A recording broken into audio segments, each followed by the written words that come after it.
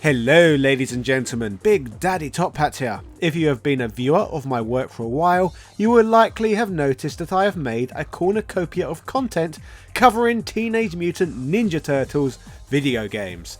This has included individual deep dives looking at the history of pretty much every entry that was ever released throughout the classic era of the franchise. This has of course entailed looking at games released in the arcade, on home consoles, personal computers, and even handhelds. But what few people seem to note is that awesome 2D Turtles games from Konami would continue to be produced way past the classic era's climax. Today we are going to take a look at yet another one of these high quality overlooked games as we begin to explore the existence of a title that did not hit shelves until late 2004. This, ladies and gentlemen, is the story of Teenage Mutant Ninja Turtles 2 Battle Nexus, Konami's last ever 2D Turtles game. Yeah! For those who have lived through the console wars and witnessed the evolution of video games, you will be able to recall a period whereby the majority of home console games would only ever be released if they featured 3D polygonal graphics. The era of the PlayStation 2, original Xbox and Nintendo GameCube was a time frame when 2D gaming in the living room was valued lower than at any point in history. This would mean that Turtles games on home consoles now only featured 3D gameplay. However, lucky for those who still appreciated more traditional 2D gaming, handhelds acted as a safe haven to allow amazing sprite-based affairs to continue to be produced. The Game Boy Advance was the king of such offerings, presenting its own brand of quality experiences that simply was not even being offered to owners of home consoles at the time. For this reason, the Game Boy Advance remains one of my favourite systems to this day, as it shielded me from a lot of the typical AAA nonsense that many of my basic bitch friends were choosing to play. Because home consoles and handheld devices were so different, this would force developers and publishers to get creative and make video games that were vastly different across platforms with insanely different architecture.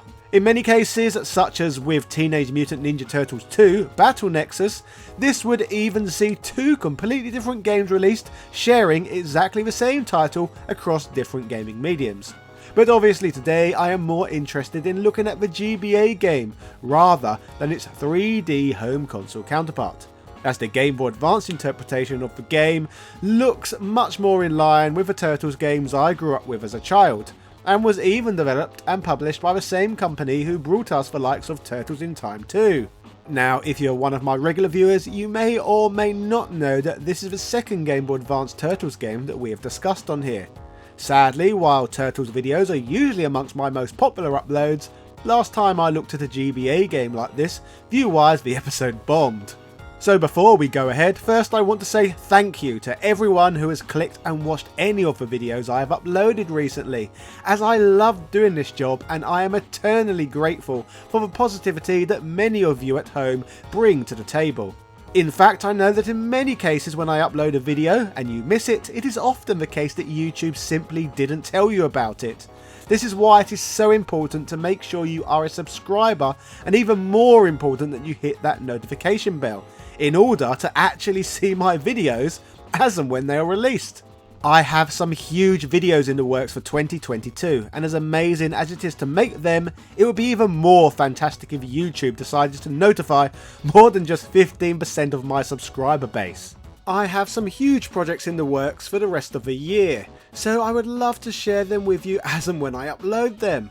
Regardless, thank you to all of my hardcore supporters who do what they need to do to actually be able to see these videos. So hit that notification bell and prepare for a great year, whereby I will continue to provide coverage of these more overlooked Turtles games, along with many other niche titles that are not likely to be suggested to you by the YouTube algorithm alone. I am eternally grateful that you have chosen to ride the man who often gets accused of looking like a real life Don Turtelli. So thanks for all of your ongoing love. Yeah, cowabunga dudes. While 2D, like all of the video games from the classic era, Battle Nexus for GBA was released during the third generation of Turtles television programming. After an amazing run and becoming household names, On television in 1997, the classic cartoon would be traded out for a live action one, featuring a fifth new female Ninja Turtle named Venus. The Mighty Morphin Power Rangers inspired show bombed, leaving behind little gaming legacy other than a terrible LCD game from Tiger Electronics. And the TV programme was cancelled completely in less than a year. After giving the brand some time to cool off, in 2003 a new animated series would hit the airwaves.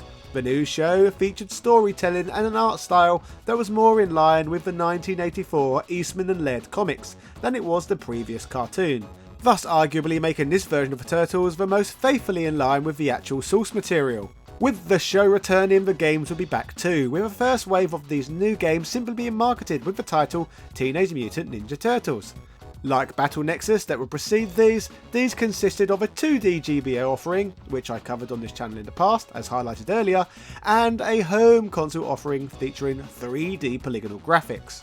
So with the Battle Nexus games that were released just 1 year later in 2004, they will continue this trend. So let's look at the largely overlooked Game Boy Advance version.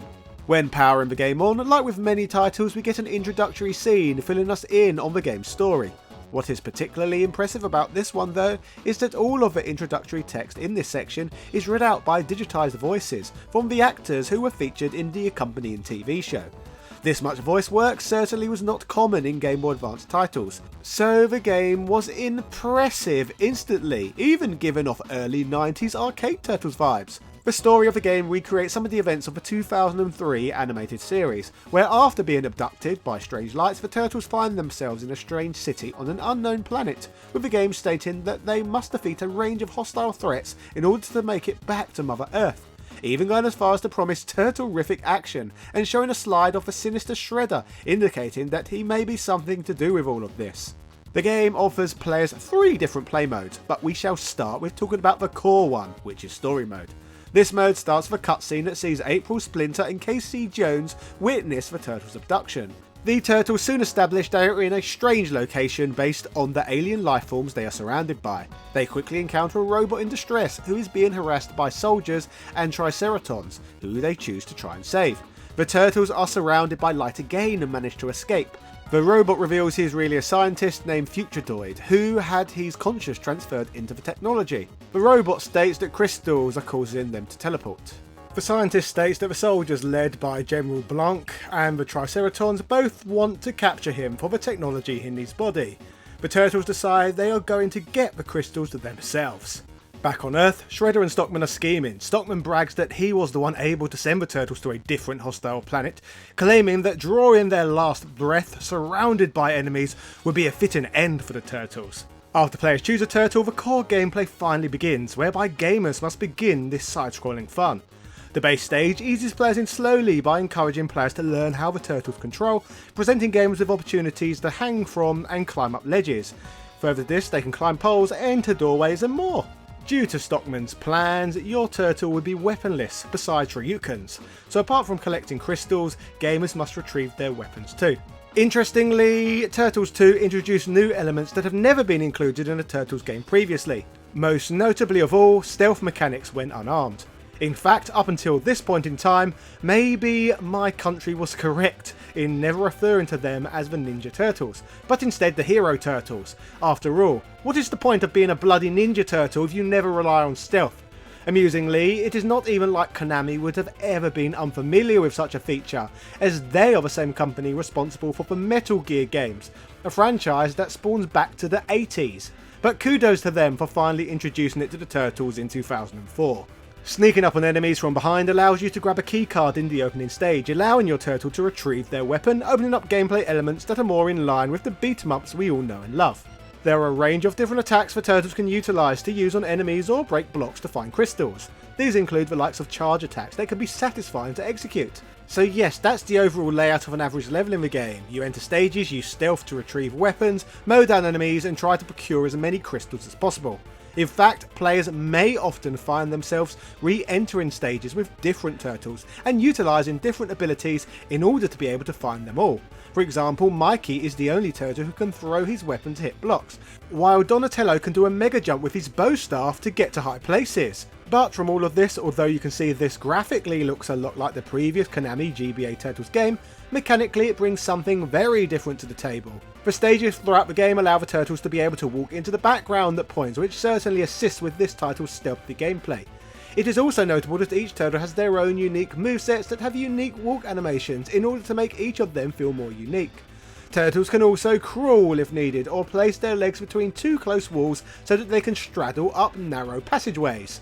Items can be used in order to access previously unreachable areas, such as when Donatello uses infrared goggles. The third stage of the first world also introduces new mechanics, such as seeing the turtles ride fast-paced mechanical vehicles, resulting in shoot-'em-up like Shoryuken throwing auto-scrolling sections, which is a nice change of pace. As players progress, the title encourages gamers to experiment with each turtle more and more, checking out their individual abilities and utilising them to access crystals that they would be unable to grab otherwise. Clearly a lot of thought has been put into this game, offering up something quite different from the arcade classics. If anything, especially with this being on a handheld, it feels more like the natural follow-up to Teenage Mutant Ninja Turtles 3 Radical Rescue than it does anything else, so I wonder if that game influenced this one in some ways. The final stage of each world concludes with a boss fight.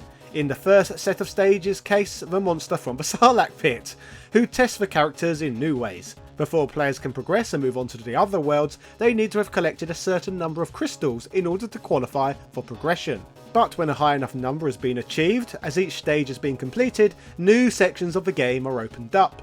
After completing the base, the second world is the prison, which introduces the imposing Triceratons as enemies in the game for the first time. Functionality continues as usual, whereby players must be stealthy and locate a weapon in order to become less vulnerable. Only then can players seek out crystals more comfortably. There are further new enemies introduced and plenty of new stage objects and obstacles to interact with, but the core gameplay premise is consistent. There are some completely new stages though that play like mini-games, such as this one where you must shoot asteroids, which I guess mixes things up further. The world once again concludes with a boss fight, one of which throws hammers and has more arms than a Hindu god. The third area takes place in a jungle, introducing more new gameplay mechanics, such as these swingy things that can be used to avoid the animal stampedes in this area. It would also introduce water areas into the game. After all, who doesn't love playing underwater levels from the Turtles franchise? We have had so many classic moments in the past. The third world, which rather fittingly is in a jungle, has shoot-'em-up stages that are even more shoot-'em-up-y than some of the previous ones in the game, with the turtles being able to shoot in multiple directions at once, like in an R-Type game for example. Further on, there are some bizarre sections whereby turtles must learn laser patterns to avoid detection, with the boss of a jungle being fought against in another shoot-'em-up section. Before starting the fourth world, another long cutscene plays where a character known as Multu is introduced, claiming to be an ally of the turtles. After interacting with the robot, he connects into his transmat system, granting him access to the old memory banks of the virtual world, allowing the turtles to visit the old world as Shredder descended into it, namely feudal Japan. So the turtles can gather more crystals. Another scene is shown where Stockman, at the orders of Shredder, plans to break into the virtual world to transform it into an inhospitable world of death. In old Japan, the turtles may use rotating doors to their advantage to avoid actual ninjas on the quest, to eventually gain their weapons to make them less defenseless. The ninjas make stealth more important than ever before, as they can even block throwing Shoryukens, but players should have learned the mechanics of the game by now. This area is full of traps that can cause a hindrance, resulting in issues or even death for the player, but this world of ninjas certainly brings everything gamers have learned throughout the game so far to the forefront. Feudal Japan also introduces sub-boss stages for the first time, such as this flaming dragon, and this giant ugly purple frog, who can spawn more frogs. The main boss of the stage has a more complex attack pattern and can be annoying as he can utilise the powers of the previous bosses, such as being able to send frogs and flaming dragons at the player. Before moving on further, we are treated to another cutscene, this time with, after collecting enough crystals, the turtles, Multu and the robot being transported to the turtles' hideout back on Earth. Multu informs the turtles that Shredder is at the top of the building, however they must once again gather crystals to reach the top. Stockman claims he can stop them though with security robots, bringing us to the last section of the game, New York. This stage introduces teleportation devices to bring an element of disorientation to the gameplay, and again has more enemies who will annihilate players who are yet to locate their weapon. These style stages obviously offer the toughest challenge yet, as the game draws even closer to a conclusion. The area pushes player skills to the test, forcing them to utilise every ability they have picked up when playing the game so far. Eventually though, players have the opportunity to face off against Shredder, whom has a range of devastating different attacks that he can harm the turtles with. Defeating him, including in his true form, finally brings story mode to a close, with one final cutscene before the credits roll. Obviously story mode is the main meat and potatoes of the game, but what for the other modes? Well, battle mode, which can be played in both single or multiplayer, sees you compete with a friend or against a CPU to collect the most crystals. Hitting each other can also knock crystals out of the possession of them. There are a number of different unlockable stages in this mode that players can enjoy.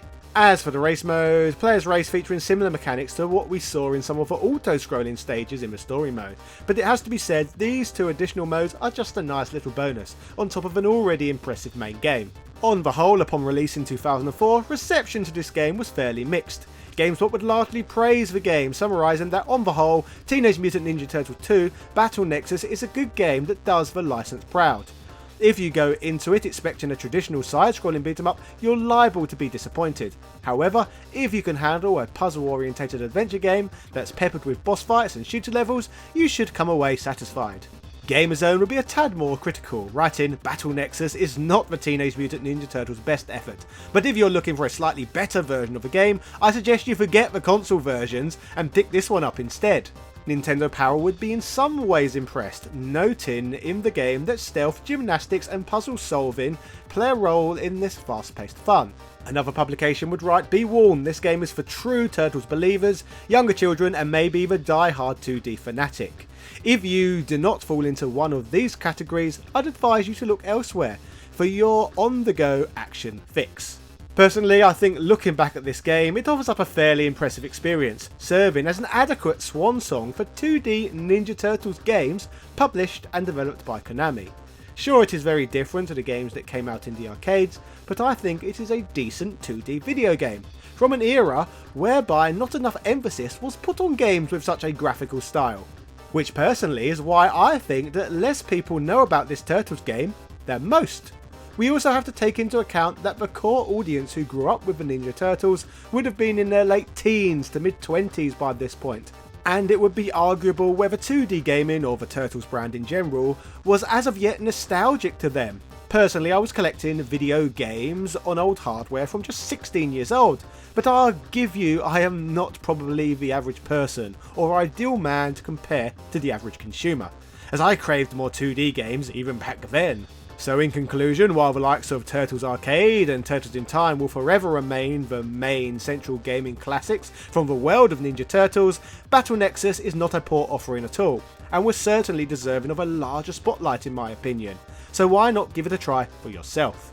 As mentioned earlier in the video, it really would mean the world to me if you could hit that subscriber button and ring that notification bell, as really it is the only way for sure that you will be able to know when I have uploaded a new video, particularly if the content is on the more obscure side of things. So help a brother out, dude, and watch my videos. Speaking of people who help me, I would be nothing without the generous amazing people who back my work over on Patreon, who I try to give these videos to before I push them out to the general public. So with that said, special shout outs go out to A Murder of Crows, Carl Johnson, Hero Paulo Lopez, Nostalgia Collector, Ben Harradine, Corey I. Marsh Sr., Rowan Dinch, Evan Border, Philip Mant, Azra Arkai, Jopkin Varela, Michael Calix, Ego, Jordan Durant, Ian Boyle, Nick Daniels, Princess Anna, Daniel Daly, Computer Man, House of a Ted, Gary Pinkett, ECU Professor, Johnny Holly, August Piazza, Justin Wang, Capcom vs SNK, Hermes Gonzalez, Man Shovel, Michael Hall, Sang Hee, Norma Stitz, Langston Miller, Noob, Sarah Powell, Vlamic Renee, Marvin Araliga, TOG Driver, Lewis Vian, John Bates, David Barr, Chris Fisk, Rick67, Antonio Rodriguez, Craig Jenkins, Synth Spaces, Punk Toast, and everybody else who backs me on the Patreon platform. Thank you so much for all of your support. Yeah, cheerio!